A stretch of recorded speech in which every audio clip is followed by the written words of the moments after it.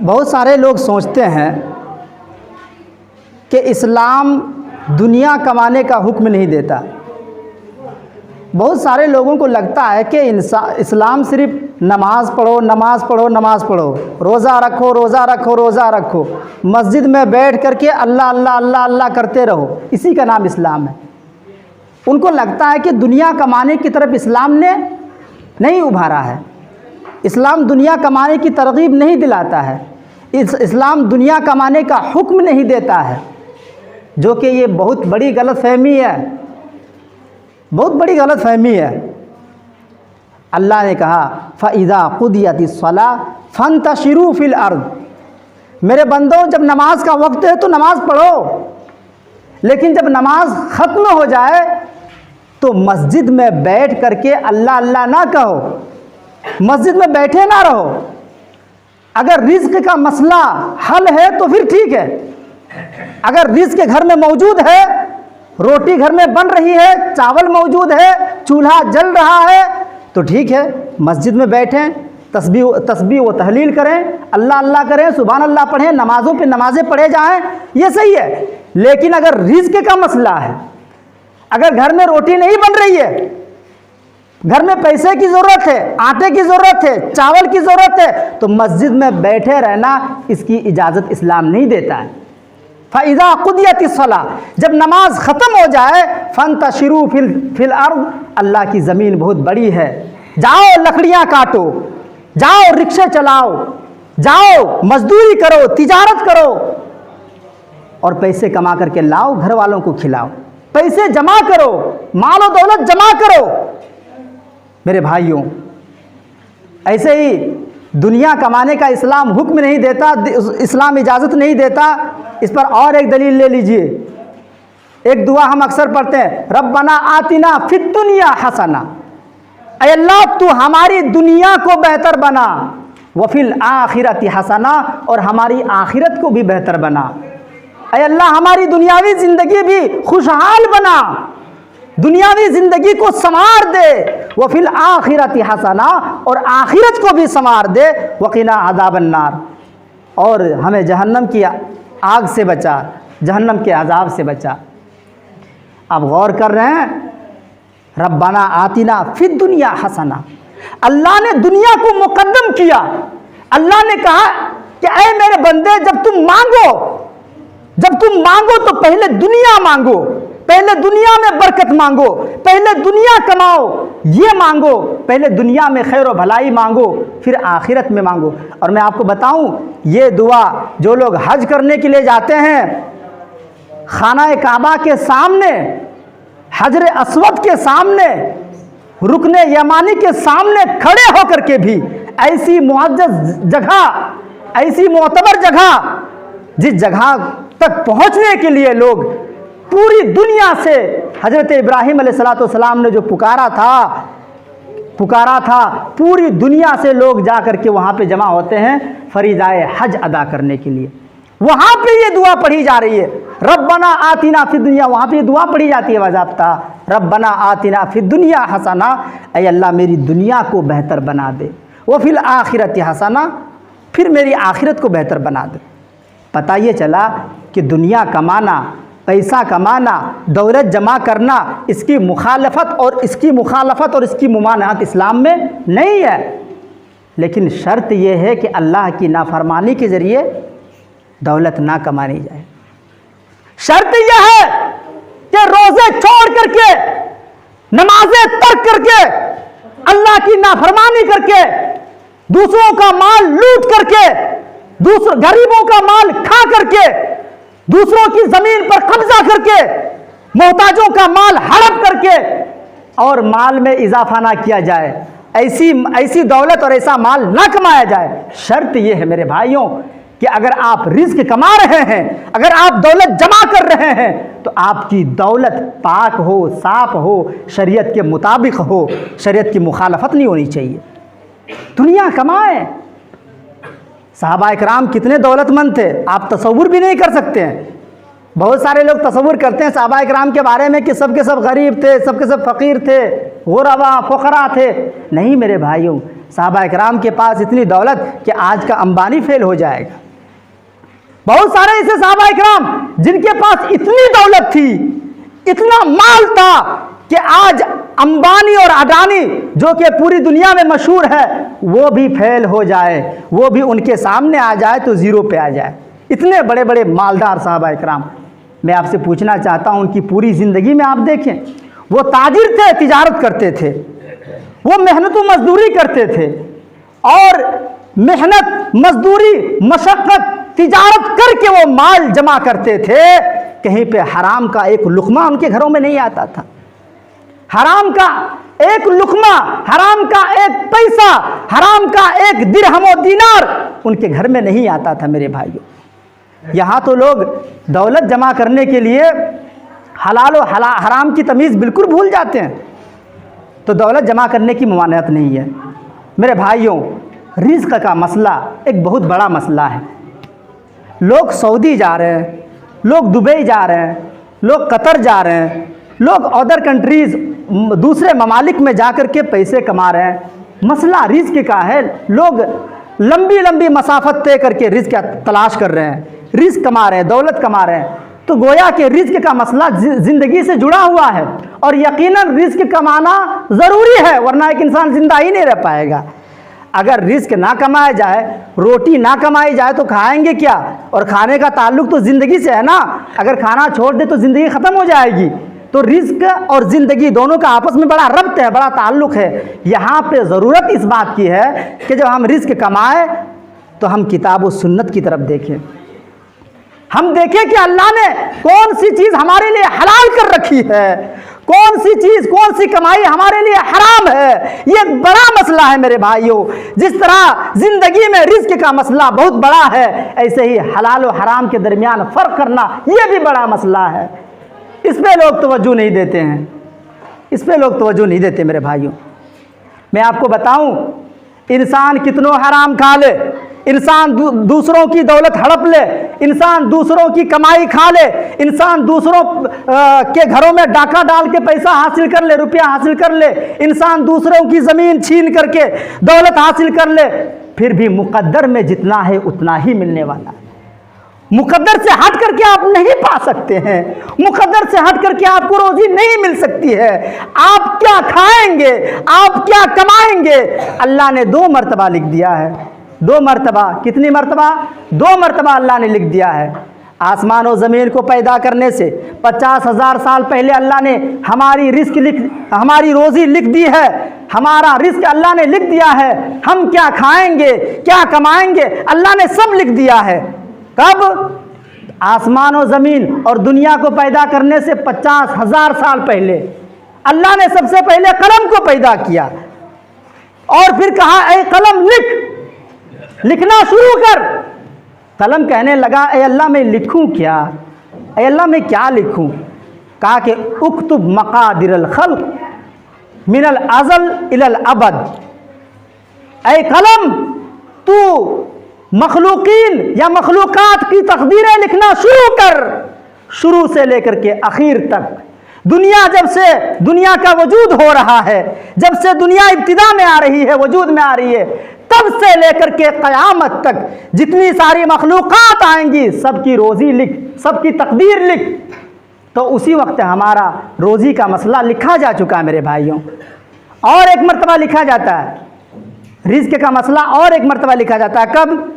جب انسان ماں کے پیٹ میں ہوتا ہے، غالباً جب وہ 4 مہینے کے ہو جاتا ہے، جب 4 مہینے کے ہو جاتا ہے، اللہ کی طرف سے ایک فرشتہ آتا ہے، اور فرشتہ آ کر کے 4 چیزیں لکھتا ہے۔ ماں کے پیٹ میں جب بچہ ہوتا ہے، 4 مہینے کے ہو جاتا ہے، تو اس وقت اللہ کی طرف سے ایک فرشتہ آتا ہے، اور فرشتہ آنے کے بعد 4 چیزیں لکھتا ہے۔ انہی میں سے رزق بھی ہے۔ وَيُؤْمَرُ بِأَرْبَعِ كَلِمَاتٍ بِكَتْبِ رِزْقِهِ وَأَجَلِهِ وَعَمَلِهِ۔ وہ کہاں سے رزق تلاش کرے گا، وہ کب مرے گا، وہ اچھا ہوگا برا ہوگا، اس کا عمل کیا ہوگا، یہ ساری چیزیں ماں کے پیٹ میں بھی، یہ ساری چیزیں تقدیر کی ساری چیزیں لکھ دی جاتی ہے۔ تو مقدر میں جتنا ہے اتنا ہی ملنے والا ہے میرے بھائی۔ لوگ حلال و حرام کے درمیان فرق نہیں کر رہے ہیں۔ بہت سارے لوگوں کو لگتا ہے، ہم غیروں کی نہیں اپنوں کی بات کر رہے ہیں، بہت سارے لوگوں کو لگتا ہے کہ ہم دوسروں کا مال لے لیں، ہڑپ لیں، دوسروں سے چھین لیں، حرام طریقے سے ظلم کر کے اس کا مال ہم چھین لیں تو ہمارے مال میں اضافہ ہو جائے گا، ہماری دولت بڑھ جائے گی، ہمارا گھر اچھا بن جائے گا، ہمارے پاس گاڑی ہوگی۔ اے اللہ کے بندے، اتنا ہی ہونے والا ہے جتنا اللہ نے لکھا ہے۔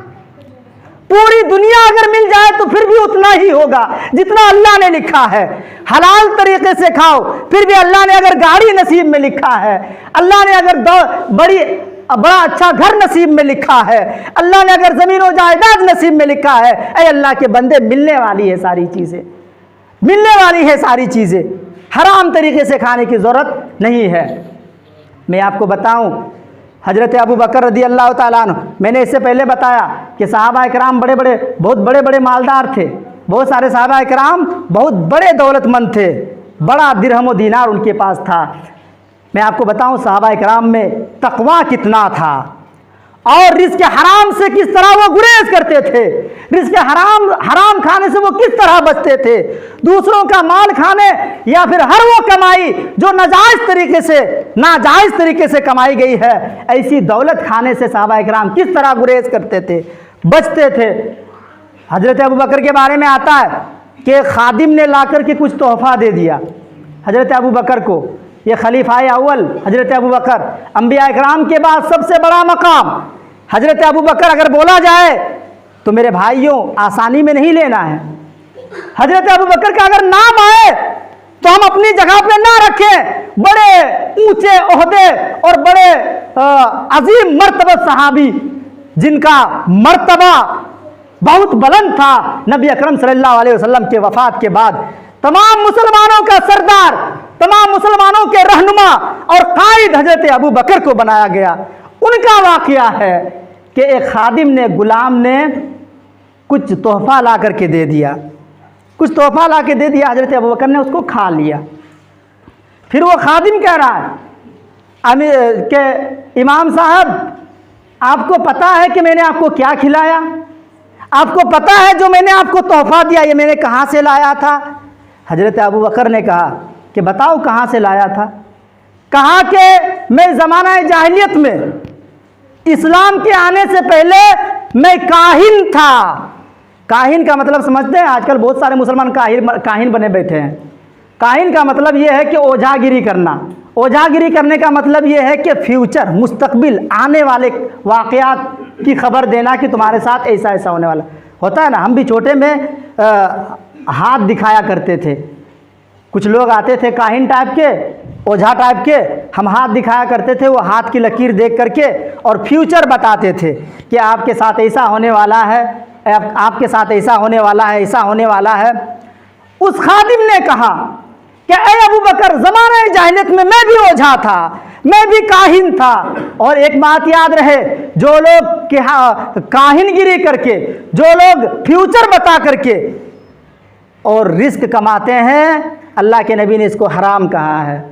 کوئی اگر ایسی روزی کھا رہا ہے کہ فیوچر بتا کے لوگوں سے پیسہ لے رہا ہے تو ایسی روزی حرام ہے، ایسا پیسہ حرام ہے۔ حلوان کاہن، اس کو حلوان کاہن کہا گیا جو کہ حرام ہے۔ حضرت ابوبکر نے کہا اچھا ایسی بات ہے، ایسی بات ہے۔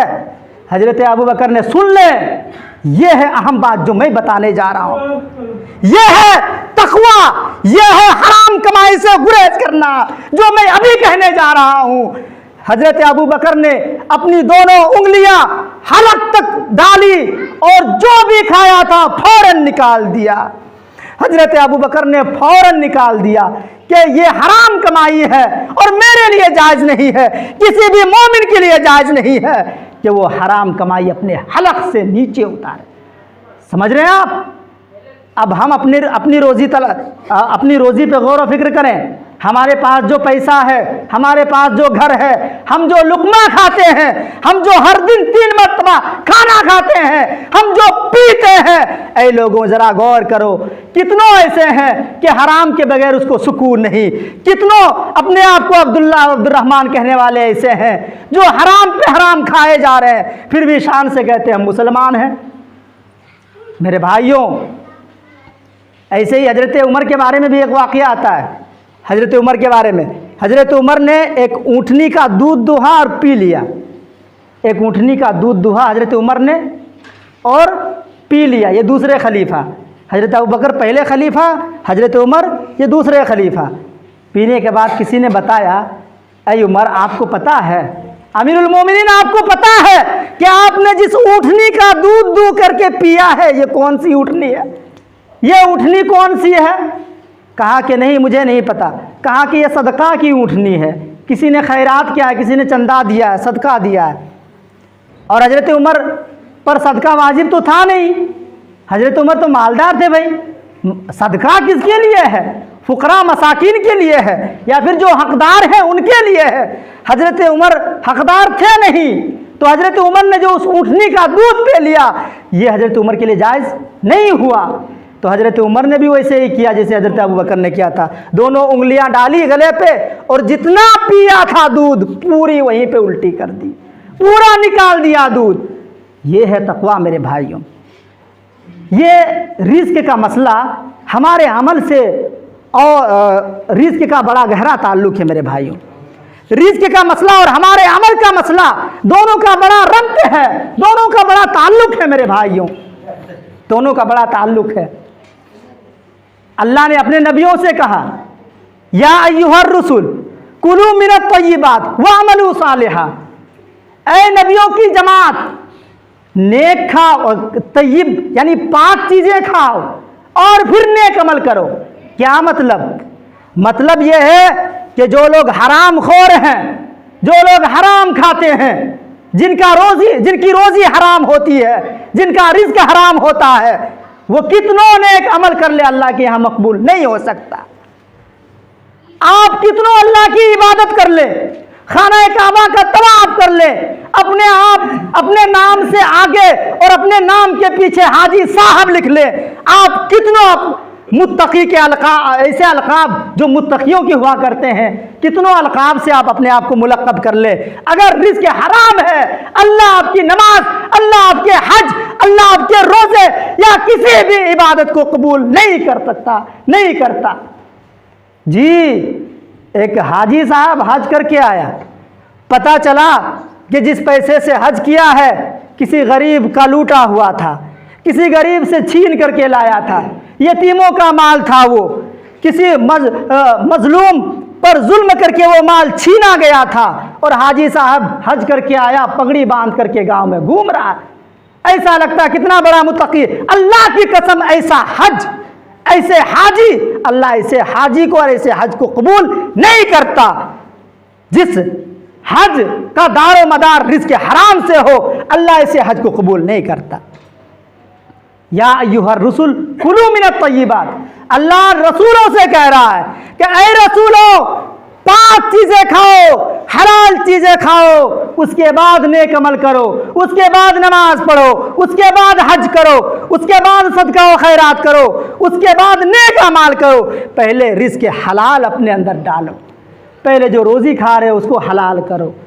غور کر رہے آپ کتنوں ایسے لوگ ہیں جو متقی کے لبادہ اوڑھ کر کے، تقویٰ کے لباس پہن کر کے ایسا لگتا ہے کہ اس سے بڑا متقی کوئی نہیں، لیکن اس کی لائف ہسٹوری آپ جا کر کے دیکھیں، ان کی گزری ہوئی زندگی آپ دیکھیں، ان کا ماضی آپ دیکھیں تو آپ کو پتہ چلے گا کہ کوئی ایسا لقمہ نہیں جو کہ حرام نہیں، حرام لقمہ کھانے والا ہے یہ جو اپنے آپ کو متقی کی طرح شکل میں بنا کر کے پھیر رہا ہے۔ میرے بھائیوں اور ایک نقصان ہے، رزق حرام سے اگر کوئی اپنی اولاد کو رزق حرام کھلائے تو وہ اولاد نیک نہیں بن سکتی۔ آج ماں باپ شکایت کرتے ہیں اپنی اولاد کے بارے میں، آج ماں باپ کی بڑی بڑی شکایتیں ہوتی ہیں اپنی اولاد کے بارے میں، ہماری اولاد تو نافرمان ہے، ہماری اولاد تو باغی ہے، ہماری اولاد ہمارا کہنا نہیں مانتی، ہماری اولاد ہمیں گھر سے دھکا دے کے، ہمارا بیٹا ہمیں گھر سے دھکا دے کے باہر نکال رہا ہے۔ نکالے گا، کیوں نہیں نکالے گا؟ اولاد باغی بنے گی، اولاد نافرمان بنے گی، اولاد تمہاری بھی نافرمان بنے گی، اللہ کی بھی نافرمان بنے گی۔ کیوں نہیں بنے گی؟ اس کی پرورش رزق حرام سے ہوئی ہے، اس کو حلال تو نے کھلایا نہیں، اس کی پرورش تو تو نے حلال طریقے سے نہیں کیا، اس کے جسم میں جو کپڑا ہوا کرتا تھا وہ بھی حرام کا، اس کے حلق سے نیچے جو لقمہ وہ حلق سے نیچے اتارتا تھا وہ بھی حرام کا۔ کیوں نیک بنے گا وہ؟ کائے نیک بنے گا وہ؟ میرے بھائیوں، تو رزق حرام اولاد کو بگاڑ دیتی ہے۔ کوئی بھی اولاد اگر رزق حرام سے پرورش کی جائے تو وہ باغی بنے گی، وہ نافرمان بنے گی، وہ آگے چل کر کے بہت ہی خطرناک ثابت ہوگی۔ پھر آپ تعجب میں پڑ جائیں گے، وجہ تلاش کریں گے کہ کیا وجہ ہے کہ میری اولاد نافرمان بن گئی ہے۔ لیکن میرے بھائیوں، جب رزق کی طرف نظر ڈالیں تو پتہ چلے گا اچھا وجہ یہ ہے کہ ہماری اولاد کی پرورش رزق حلال سے نہیں ہوئی ہے۔ اور ایک خرابی ہے، لوگ دعا کرتے ہیں دعا قبول نہیں ہوتی ہے، لوگ دعا کرتے ہیں دعا قبول نہیں ہوتی ہے۔ حضرت سعد بن ابی وقاص نے اللہ کے نبی سے کہا، اے اللہ کے نبی ادعو اللہ لی ان یجعلنی مستجاب الدعوہ، اے اللہ کے نبی میرے لیے دعا کیجئے، اللہ تعالیٰ سے میرے لیے دعا کیجئے کہ میں جو بھی دعا کروں اللہ قبول کر لے۔ بہت غور سے سنیے گا، حضرت سعد بن ابی وقاص نے اللہ کے نبی سے کہا کہ اللہ کے نبی میرے لیے دعا کر دیجئے کہ میں ایسا بن جاؤں کہ اللہ سے جو بھی مانگوں اللہ دے دے، اللہ سے جو بھی مانگوں اللہ دے دے، ایسا بن جاؤں میں۔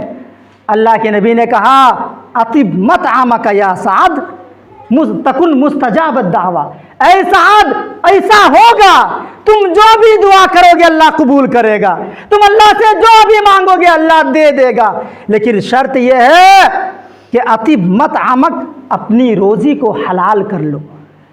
تم جو روزی کھا رہے ہو، تم جو حلق سے نیچے رزق اتار رہے ہو، یہ حلال کا ہونا چاہیے، تمہارا لباس حلال کا ہونا چاہیے، تمہارا کھانا پینا، تمہارا گھر، ہر چیز حلال کی ہونی چاہیے، تبھی اللہ تمہاری سنے گا۔ تعجب کی بات یہ ہے کہ سعد بن ابی وقاص کے بارے میں آتا ہے کہ اس کے بعد حضرت سعد بن ابی وقاص نے اللہ سے جو بھی مانگا اللہ نے دے دیا، اللہ سے جو بھی مانگا حضرت سعد نے، اس کے بعد حضرت سعد نے اللہ سے جو بھی مانگا دے دیا۔ حضرت سعد جب بھی اللہ کی طرف ہاتھ اٹھاتے لوگ سمجھ جاتے کہ اب اللہ دینے والا ہے سعد کو، اب اللہ سعد کو نوازنے والا ہے، اب اللہ سعد کو دینے والا ہے، پتہ نہیں سعد کیا مانگ رہا ہے۔ جو بھی دعا کرتے حضرت سعد بن ابی وقاص فوراً اللہ قبول کر لیتا۔ تو رزق حلال کا مسئلہ یہ ہے میرے بھائیوں، رزق حلال کا مسئلہ یہ ہے کہ دعائیں قبول ہوتی ہے۔ آج کتنوں ایسے لوگ ہیں، کتنوں ایسے مسلمان ہیں جن کی شکایت ہے کہ ہماری دعا اللہ سنتا نہیں ہے، ہم اتنی دعا کرتے ہیں اللہ قبول ہی نہیں کرتا۔ اے اللہ کے بندے، اللہ دعا کہاں سے قبول کرے گا؟ جس کھانا کو کھا کر کے، جو روزی تم کھا کر کے مسجد میں پڑے ہوئے ہو، جس لباس کو تم مسجد پہن کر کے مسجد میں آئے ہوئے ہو، جس چپل کو پہن کر کے، جس پوشاک کو پہن کر کے تم مسجد تک آئے ہوئے ہو، تم نے کبھی غور کیا کہ یہ حلال ہے یا حرام ہے؟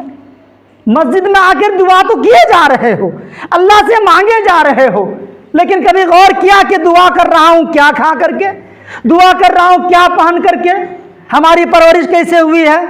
یہی مثال اللہ کے نبی نے دی کہ ایک آدمی جو لمبا سفر کرتا ہے، اللہ کے نبی کی مثال سنیے، اور آخری بات یہی ہے، میں یہیں سے اپنی بات کو ختم کروں گا۔ اللہ کے نبی نے کہا کہ ایک آدمی سفر کرتا ہے، لمبا سفر کرتا ہے، لمبا سفر، اور میں آپ کو ایک بات بتاؤں، 3 آدمیوں کی دعا اللہ رد نہیں کرتا، بہت جلدی قبول کر لیتا ہے۔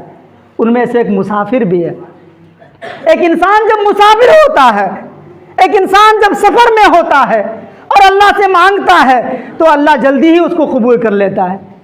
تو مسافروں کی دعا اللہ رد نہیں کرتا جلدی، لیکن اس کے باوجود بھی اللہ کے نبی نے کہا کہ ایک مسافر جو لمبی مسافت طے کر رہا ہے، جو دور تک سفر کر رہا ہے اور وہ دعا بھی کر رہا ہے، لیکن اس کی دعا قبول نہیں ہو رہی ہے، کیوں؟ وَمَطْعَمُهُ حَرَامٌ وَمَشْرَبُهُ حَرَامٌ وَمَلْبَسُهُ حَرَامٌ وَغُذِيَ بِالْحَرَامِ فَأَنَّىٰ يُسْتَجَابُ لَهُ۔ کیوں دعا قبول نہیں ہو رہی ہے؟ جو پہنا ہے وہ بھی حرام کا، سفر میں تو ہے، ارے سفر میں ہونے کی وجہ سے تو دعا قبول ہونی چاہیے نا، मुसाफिरों की दुआ अल्लाह रद्द नहीं करता, सही हदीस है, लेकिन इसके बावजूद भी अल्लाह उसकी नहीं सुन रहा है, उसकी दुआ कबूल नहीं कर रहा, क्योंकि सफ़र में तो है लेकिन लिबास है हराम का, खाया है हराम का, पिया है हराम का, उसकी परवरिश ही हराम तरीके से की गई है। फ़अन्ना युस्तजाबु लह, अल्लाह के नबी ने कहा कि ऐसे आदमी मुसाफिर हो तो क्या हो गया, मुसाफिर हो तो क्या हो गया, पूरा जिस्म ही हराम का है, तो अल्लाह ऐसे आदमी की दुआ कैसे कबूल कर सकता है। पता ये चला कि दुआ की कबूलियत के लिए अल्लाह दुआ तभी कबूल करेगा जब रोज़ी हलाल हो, जब रिज़्क हलाल हो। अगर हराम रोज़ी खा करके, हराम खाना खा करके, हराम लिबास पहन करके अगर कोई अल्लाह की बारगाह में ज़िंदगी भर 100 साल तक गिरे रहे, अल्लाह कबूल नहीं करेगा, अल्लाह कबूल नहीं करेगा मेरे भाइयों। और क्यों कबूल नहीं करेगा? इन्नल्लाह तय्यब ला यक़बलु इल्ला तय्यबा, अल्लाह पाक है और पाक ही को पसंद करता है, पाकीज़गी ही को कबूल करता है। अल्लाह पाक है और पाक कबूल करता है। तो जाहिर है कि नापाक आदमी पूरा का पूरा नापाक है। नापाकी से मतलब वो नापाकी नहीं कि पेशाब करके नहीं धोया है, गंदगी लग गई है, नापाक हो चुका है, वो नापाकी नहीं। इस एतबार से वो नापाक है कि उसके जिस्म में जो भी चीज़ है सब नापाक है, सब हराम, लिबास भी हराम है, रोज़ी भी हराम है, जो कुछ पहना है, जो कुछ खाया है, सब के सब हराम है। तो ऐसे नापाक आदमी की दुआ, ऐसे नापाक आदमी की पुकार अल्लाह कैसे कबूल कर सकता है मेरे भाइयों। इसीलिए ज़रूरी है कि रोज़ी हलाल तलाश करें, नहीं है